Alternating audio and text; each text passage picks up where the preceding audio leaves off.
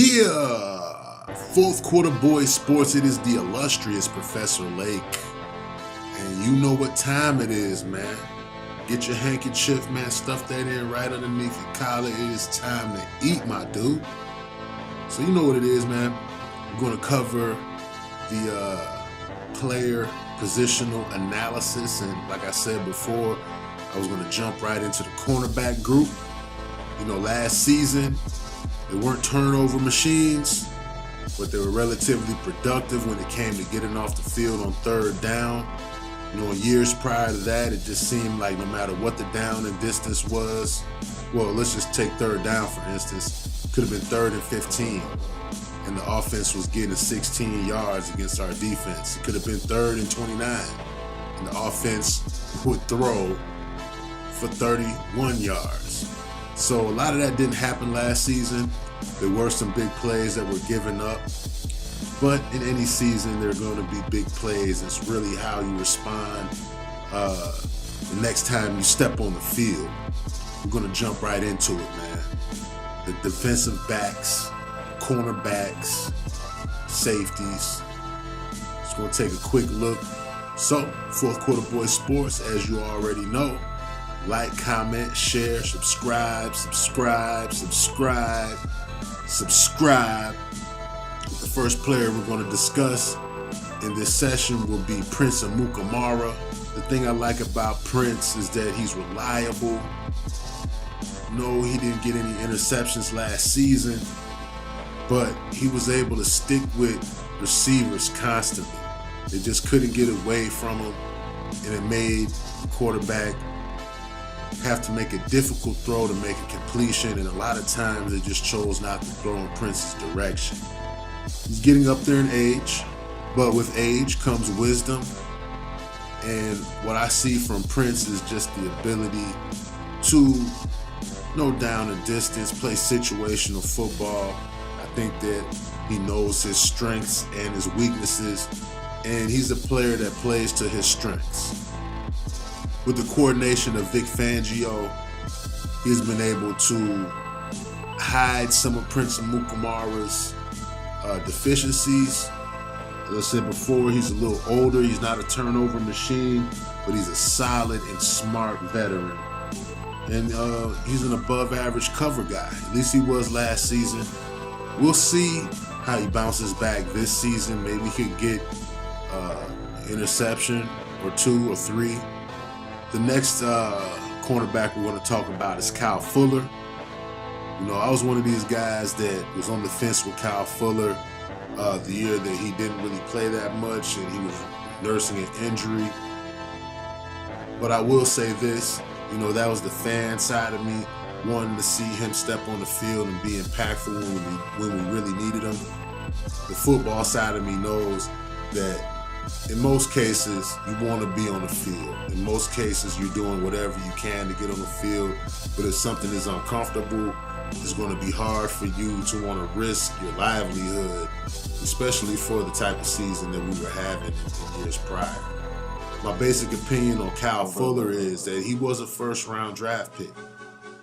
We should not be surprised by his ability to lock down any style of wide receiver, which he was able to do last season. I mean, he played a lot of good games.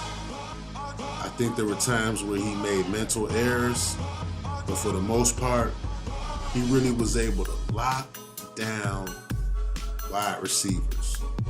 He was the reason we were able to get off the field on third down in a lot of situations. Go look at the tape.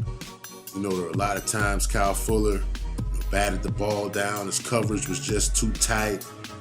He used the sideline as a second defender. I mean, and he was able to play physical at the same time, not draw penalties. I mean, he played good, sound, fundamental football. I mean, his technique was pretty impeccable last season. I'm so glad that the Bears were able to bring Kyle back.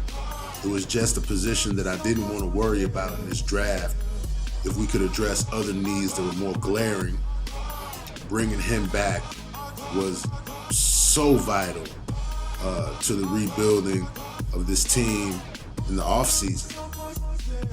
we're able to address our offense, and now we have weapons on our offense that we've never had before, not even since 1985. In the receiving room, that is. But back to defense and back to Kyle Fuller, I'm really looking to, well, first of all, I hope he needs to maintain his health for 16 games.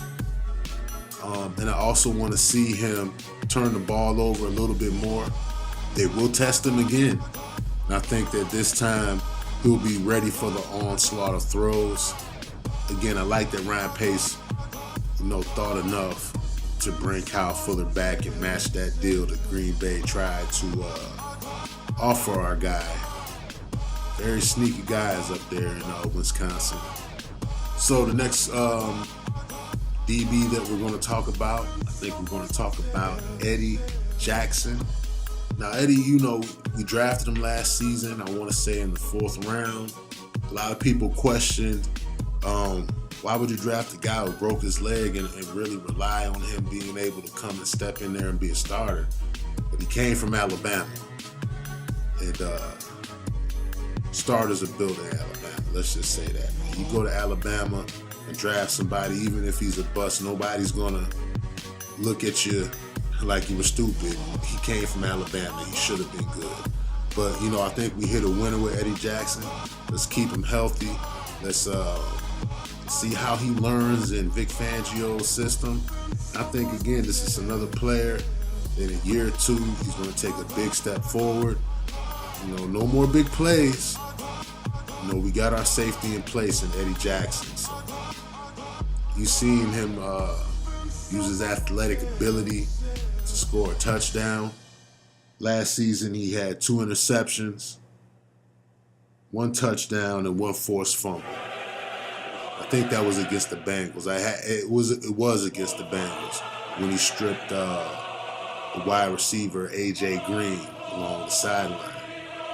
Now, the last DB that we're going to talk about is strong safety Adrian Amos. Last season, he had 1 interception, 1 touchdown, 60 tackles, and 2 forced fumbles. Very productive at his position. At the beginning of the year, he was playing behind a veteran that eventually got injured, and in my opinion, he was going to lose his position anyway, just because of poor gameplay. Adrian Amos stepped up to the plate. He showed why he started as strong safety as a rookie. He was able to step back into a starting role and have an impact on the defense. You will see Adrian Amos step up in the box and make big hits. You'll see him make solid tackles in the secondary. You will also see him going for the ball. Adrian Amos and Eddie Jackson are also forming chemistry. If they can keep that going and build on it, the arrow is just pointed straight up for those 2 guys. I think that has a lot to do with the performance of Prince Amukamara and Kyle Fuller being able to put a ceiling on some of these offenses, keep things underneath. I like our starting lineup there. Some of the backups that we got coming back to the team. I think that the cornerback room will be a pretty familiar room. We got Deion Bush, we got Bryce Callahan, DeAndre Hall, Marcus Cooper, Cre'von LeBlanc, Sherrick McManus. These are all the cornerbacks that are coming back from last season. Now, some of the new faces that will be competing for roster spots be Jonathan Mincy. He's a free agent. I want to say he played in the Canadian Football League, but he comes from Auburn. We got Kevin Tolliver, a guy that's been looking pretty good from what I'm hearing. Michael Joseph is also a guy that performed very well in the Senior Bowl. I don't hear a whole lot about him now, but I'm curious to find out how he's able to perform, against the most talented football players in the world. We got Rashard Fant. He was a defensive back that played at Indiana Hoosiers. John Franklin III, the guy that's been making some noise on YouTube with his workouts. There's also Nick Orr. He's a safety, and he's from TCU, Texas Christian University. So that's our defensive back group. You know, not a lot of big names, but some guys that are in line with what Vic Fangio is expecting of them. We'll find out if they have the athletic ability and talent to compete with some of the weapons that are out there. But I think that if they could get a good pass rush, it'll make them look a lot better. If our safeties can put a top on some of these offenses, keep the throws underneath, you know, that looks pretty good for our defensive backs as well. So with that in mind, you know what time it is. Fourth Quarter Boys Sports. I am the illustrious Professor Lake. Like, comment, share, subscribe. You know, and always save the best for last. So we're gonna talk about the quarterback room, of course. And you know, it'll probably be more of a big talk about Mitch Trubisky. We're gonna talk a little bit about Chase Daniels, and we'll talk about the quarterbacks. Like, comment, share, subscribe. It is the illustrious one for Fourth Quarter Boys Sports. I'm out.